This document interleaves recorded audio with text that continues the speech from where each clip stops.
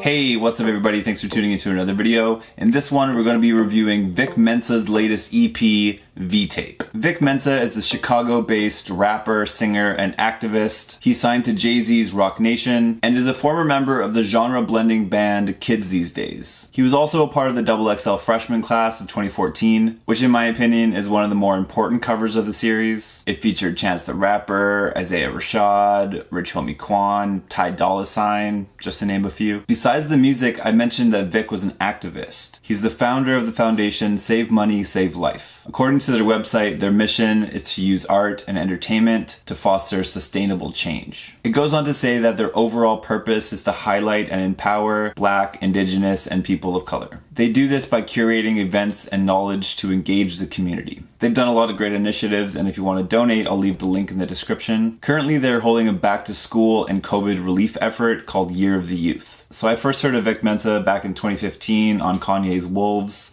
like most people. I loved the emotion in his voice, and when I saw him perform that song on SNL with Kanye and Sia, I was really drawn to the overall style, and I was excited to hear his original music. But to be honest, I was really into the rollout of The Life of Pablo at the time, and so I didn't really get around to checking out Vic's music until 2016 on his EP, There's a Lot Going On. I was actually blown away by this project. I thought his versatility between the 7 songs was really astounding, and the messaging in those songs was so powerful. He explored a variety of topics like police brutality, the underfunding of predominantly Black neighborhoods, self-reflection and improvement, relationship dynamics, and mental health. Vic did a really good job of being concise and balancing the weight of these heavy topics with lighter songs like Nube and Liquor Locker. But we're here to talk about V-Tape. Going into this, I didn't really know what to expect because after There's a Lot Going On, I've had an up and down relationship with the rest of Mensa's projects. And coming off of last year's 93 Punks, it was kind of impossible to predict what was coming next. But based on the first track here, Vendetta, it was clear what the album was going to be about. Vic has a chip on his shoulder, and despite being in the game for more than 10 years, he still has a lot to prove and a lot to say. Vendetta serves as a tone setter. With no hook, we're left with this really smooth, spacious beat, with lots of room for Vic to come with some triumphant, braggadocious bars with plenty of confidence. There was a few lines that really stuck out to me. I came out of nowhere like I was born of the Virgin Mary. I thought that was clever. These jokers get too deep in character, man. R.I.P. Heath Ledger. So those were good, but on the flip side, there were some lackluster lines as well. How the fuck they gonna cancel you when you got 2 bitches kissing in Venice at the Whitney Biannual? That's why they call it a biannual.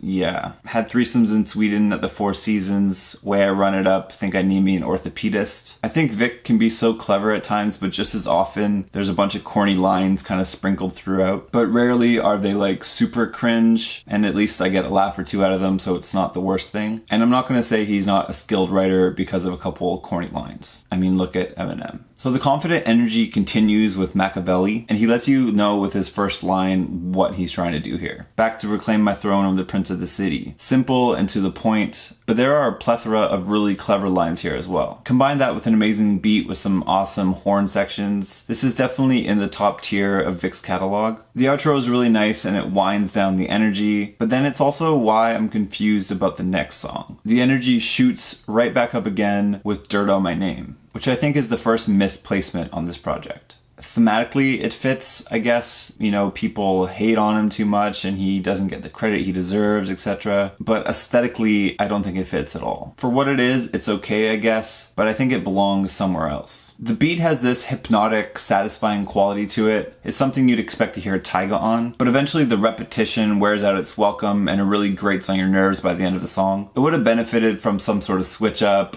or a bridge or something. There's some voice message stuff at the end of the song. I think that could have been kept on as maybe like an interlude and we would have been better off. Also, Vic eerily sounds like J. Cole on this song, both in his flow and also the tone of his voice. And this is something I've noticed a lot about Vic Mensa. I went through his discography in preparation for this review, and I found that he takes a lot of influence from his contemporaries. including J. Cole, but also Drake and Chance. This isn't necessarily a bad thing, but when you combine it with the wide variety of styles that he's able to achieve, you get a lot of inconsistency. It makes it hard to pinpoint what Vic Mensa's sound really is. It does make for interesting listens, and it keeps you on your toes, and although sonically he's kind of all over the place, lyrically though, I think he's really found his voice. And this makes him stand out to me a lot. He's very outspoken, and I appreciate the knowledge that he shares and the awareness that he raises. He's one of the most honest rappers around, and he's really good at opening up about his feelings and his emotions. The next song, X Games, is a perfect example of that. Here he details a super relatable story about how relationships with our exes can get really complicated. I love the hook on this song, but I wish for the intro they didn't play this washed out reverby version of it and that they just went straight into the clean version. But besides that, my only other issue with the song is at the tail end when they play a voice message from a girl, it's really unclear what she's saying. I guess the emotion in her voice is good enough to get the gist of it. Otherwise, I really like the song because I understand that confusion that comes with loving somebody and then having to leave them. Those few months directly after the breakup can be full of ups and downs, especially if you're still talking to them, and especially if you're still sleeping with them. I'm not sure how much I'll return to this song. I don't think the replay value is really there, but it has got me interested in the featured singer, and I'm definitely going to check her out. Bethlehem/SC Freestyle is a super high point on the album for me. It's a two-parter with both sides being very strong on their own, but even better together. The first beat is very opulent and lavish, and it has these beautifully soulful vocals playing in the background. And over it, Vic delivers a really conscious verse about mass incarceration, racial prejudice, and the prescription drug addiction epidemic. He's as consistent with his lyrical activism as he is with his groundwork, and he really deserves some recognition for that. The switch to the second beat is sudden and jarring, and hits in a very attention-demanding type of way. It's much darker and sinister, and the flow change really adds well to the radical juxtaposition of the two parts. Vic continues with many of the same themes here, but goes further into illustrating how these things really show their face in Chicago specifically. Its strong imagery really makes you understand why he's so active in the progressive political movements in the city. Too Honest is a very open discussion about Vic's mental health and his depression. Not only does he reflect on his life in such an honest way, he's also not afraid to reveal things that are looked at as traditionally not masculine. He even cries mid-lyric when he remembers finding an old journal that he wrote as a child, reminding him that his depression has been prevalent his whole life. It's a very raw moment, and it gives me chills every time I hear it. This is definitely my favorite song on the album, and the hook provided by St. John does an amazing job at setting the tone of the song. Also, there are some great lines by Vic here. Contemplation, self-destruction, equating myself to nothing, fixated on my regression, I felt like Benjamin Button. I thought that was clever. People depend on you, got so much shit on your chest that your train of thought can't seem to find a way to express. Get it? Train, express. I thought that was really good. I enjoy Vic's music the most when he's on songs like this, and I hope that he continues on in this direction. And he does on the outro. Rebirth is a quintessential redemption song, and it rounds out this short project really nicely. BJ the Chicago Kid comes in with a really smooth hook, and it's a great example of how the features on this project don't detract away from Vic, but they help hold him up. On Rebirth, Vic does an amazing job at revealing the balancing act needed to maintain a career in the music industry, while still being involved in the more down-to-earth stuff like family issues and mental health. On the first verse, he talks about the family turmoil going on right around the time he was releasing his first album, and how all of those stresses combined greatly contributed to a mental break and a fit of rage during an incident at a nightclub. On the second verse, he goes into the infamous BET cypher where he dissed the late Triple X. If you don't know, X was accused of domestic and sexual abuse, and later, after his death, a lot of fans ignored these allegations. So Vic spoke out against this and the general trend in hip-hop to not talk about these sorts of subjects. I really respect him for being so outspoken about this, even though he knew it would hurt his career. It really speaks to his character and sets him apart in my eyes. Overall, this project was really enjoyable. There are a few production points that are a little bit shaky for me, and there's a handful of corny lines, but in my opinion, all of that was made up for with his brutal honesty and his level of lyricism. I appreciate the length, it's short and concise, and it accomplishes what it sets out to do. Prove to everyone that he's here to stay, he deserves to be in the conversation, he has a lot to say that's of high value, he's aware of his shortcomings and he's willing to work on his downfalls, and he can still produce a product of great quality. After this, I'm really looking forward to hearing his next full-length project, Project. And overall, I'm gonna rate this album an 8 out of 10. Let me know what you think in the comment section below. Like it if you liked it and subscribe if you want to see more. Thanks for hanging out, you guys, and I'll see you in the next one.